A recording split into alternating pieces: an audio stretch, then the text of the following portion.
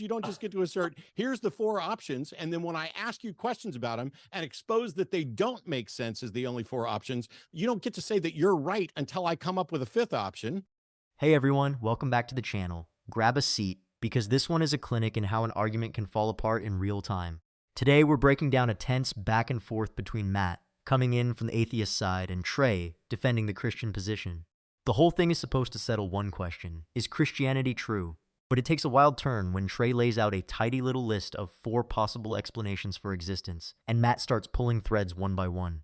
What happens next is the kind of slow-motion corner you can't look away from.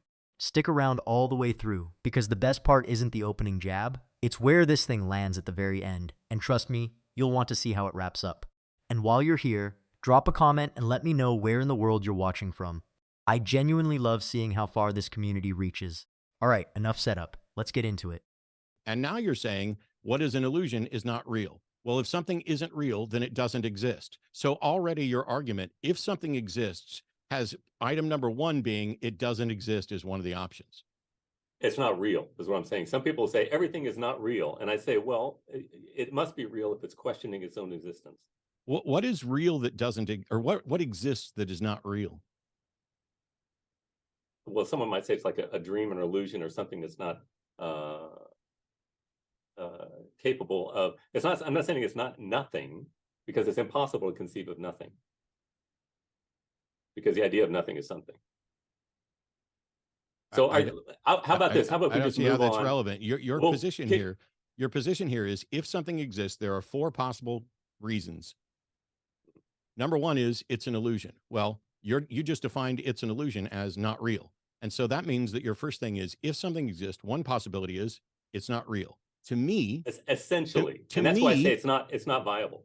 To me, if something's not real, it doesn't exist. Right. So you would affirm that you exist. Are you in agreement, just out of curiosity, that if something is not real, it does not exist? If something is not real, it does not exist. Yes, if it doesn't have ontology, it's not. So your statement, if something exists, one possible explanation is that it's an illusion, but you defined illusion as something's not real, which you've also now agreed does not exist. So what you have is, if something exists, one possibility is it does not exist. That's a logically flawed statement. Well, I would say it is ethereal and not. Look, forget it. Let's just say you agree that now who doesn't want to play? I point out a logical fallacy in your assertion of 4 possibilities, and now you don't want to play. Okay, move on. I do want to play. We'll stay on the illusion. That's fine. Well, if we can make sure that we're tying this back into the debate topic, is Christianity true? And just remind our audience how you're tying this into the debate topic, if you don't mind. Well, as I stated in my opening statement, that if something, if there is a word of God, first you got to have a God in order to give a word, right? So you got to begin with the existence of God before you can say that he somehow spoke. Well, and the argument that I'm giving is an analytical argument. It's not something that's evidential by nature. It necessarily follows. Contingent being cannot exist non-contingently. Would you agree with that, Matt? A contingent being cannot exist non-contingently. Non-contingently, sure. Are you contingent? I don't know. I appear to be. Okay. Do you need something in order to exist, like food, air, water? That is apparent. Okay, what does it mean to be self-existent? I don't know. It means to not need anything else. It means that you don't change. Anything that changes is contingent upon whatever that is actual outside of itself that brought it to its new state of existence. Okay, so anything that changes cannot be self-existent. That's the third option there.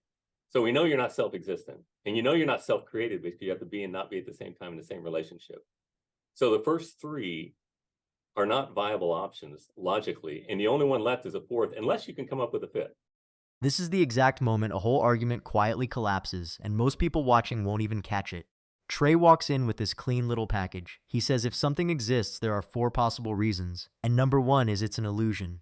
Sounds clever, sounds airtight, and that confidence is exactly the trap he builds for himself. Because watch what Matt does. He doesn't shout, he doesn't insult, he just asks one quiet surgical question. And Trey, trying to sound precise, agrees that if something is not real, it does not exist. He said it himself. He locked his own door and handed Matt the key. You have to understand why this is fatal. The second you define an illusion as not real, and you admit not real means non-existent, your very first option turns to dust. Matt lands it perfectly when he points out that if something exists, one possibility is that it does not exist, and that is a logically flawed statement. Read that slowly. Option 1 of Trey's whole framework becomes, maybe the thing that exists doesn't exist. That's not a position. That's a snake eating its own tail.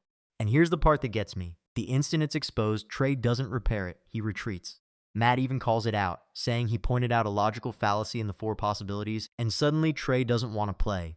That reaction tells you everything. When your foundation is solid, you defend it. When it's hollow, you suddenly want to change the topic, and we haven't even cleared option 1 yet. No, that's not the way this works. See, just because you listed 4, it's not somebody else to come up with 5th. Because I said that's all there are. Then you concede the argument. Well, congratulations. If you say that's all there are, that must be all there is. Give me another one. What a winning argument. No, sir. Matt, No, sir. That's your not job the way is to this come works. up with a rebuttal. No, sir. That's not the way this works. You don't just get to assert, here's the 4 options. And then when I ask you questions about them and expose that they don't make sense as the only 4 options, you don't get to say that you're right until I come up with a 5th option. Okay. So then you think that there are other options in those 4, or those 4 are not valid. Give me an alternative. No, I just explained to you that that's not how this works. I asked you at the beginning when you started on this track, this was the only thing in your opening.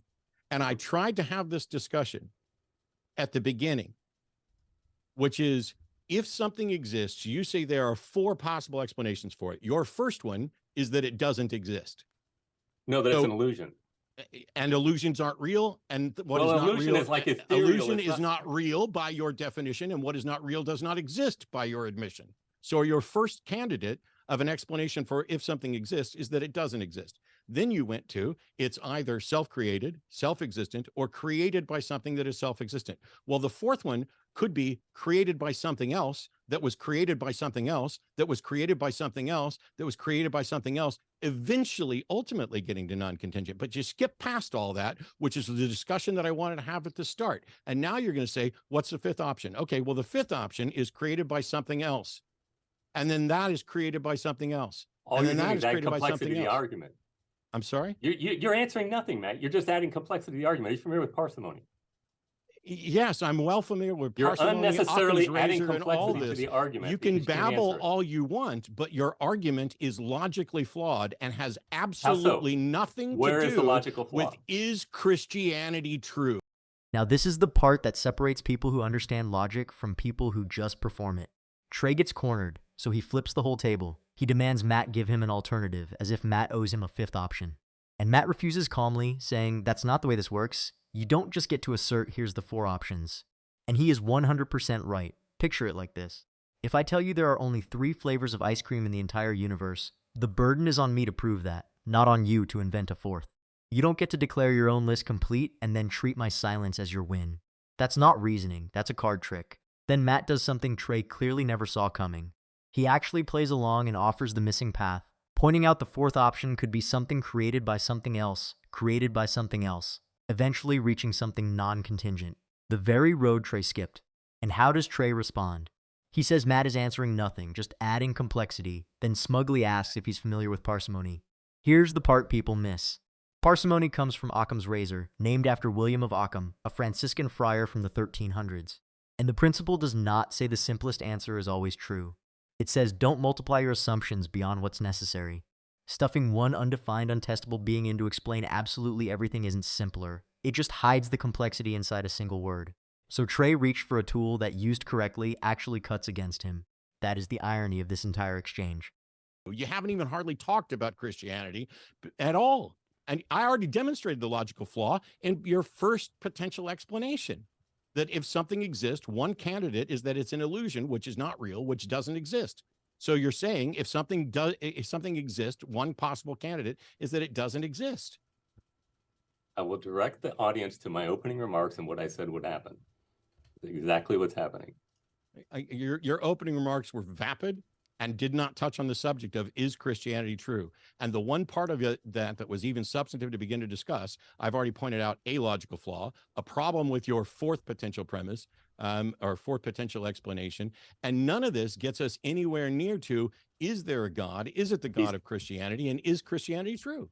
I said he's going to want to change the subject. He's going to hand wave. And I didn't want to change the subject. Haven't called me a name yet. I'm the only one, jackass, that talked Oh, about there it is. There it Christianity. is. We got it. Well, You to be win. fair, No. yeah, we aren't really touching on the is Christianity true. I don't think. Well, yes, we are. No, This- sir. Right. I'm the only one talking who, about- in my opening remarks, talked about Christianity in any way, about establishing claims about Christianity and whether or not it's true. You didn't do any of that in your opening at all. You haven't refuted any of the four possibilities. There's nothing to refute. Right. You're full of shit. I did just refute option one. No. You refuted it. You're self-refuting. No, an illusion is something that you're saying is just it's something that may be like a dream in somebody else's mind or something like that. No, It's not I'm a viable saying- option. I'll agree with that. No, that's your tap dance post hoc on illusion. When I asked you what illusion was and whether or not it's real, you acknowledge illusions aren't real and that what isn't real doesn't exist. I'm sorry that you walked into an obvious contradiction in the very first part of your argument, but you are did. trying Just so hold on a hard. second. And here comes the moment that should feel uncomfortable for anyone who walked in rooting for Trey. Remember, this whole debate exists to answer one question. Is Christianity true? That's it. And Matt points out something brutal. He says Trey's opening remarks were vapid and didn't touch on whether Christianity is true at all. Now you might think, okay, that's just Matt being harsh. That's the bias talking. Except watch what happens next. Even the moderator steps in and admits they aren't really touching on whether Christianity is true. And that changes everything.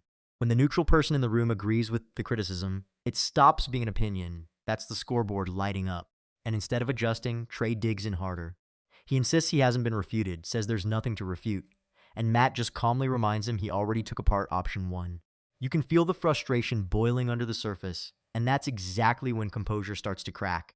Here's what I want you to actually take from this. A strong argument survives questions. It welcomes them. The contingency argument, the cosmological framing, all of it can be discussed seriously by serious people, but only if you defend it instead of asserting it and getting offended when someone pokes it. Matt's closing line is almost gentle. He tells Trey he's sorry he walked into an obvious contradiction in the very first part of his argument, but he's trying so hard. And honestly, that phrase, trying so hard, is the kindest and most devastating thing you can say. Because effort was never the problem. The structure was. You can be sincere, passionate, completely convinced, and still build your entire case on a foundation that contradicts itself at step one. And that's the real lesson. And it has nothing to do with hating anyone's faith. It's about respecting logic enough to let it cut both ways. If your belief is true, it has nothing to fear from a hard question. And the second someone runs from the question instead of answering it, that's usually the moment they already know. So what do you guys think of this? Leave your thoughts down in the comments, please like and subscribe, and I will see you in the next video.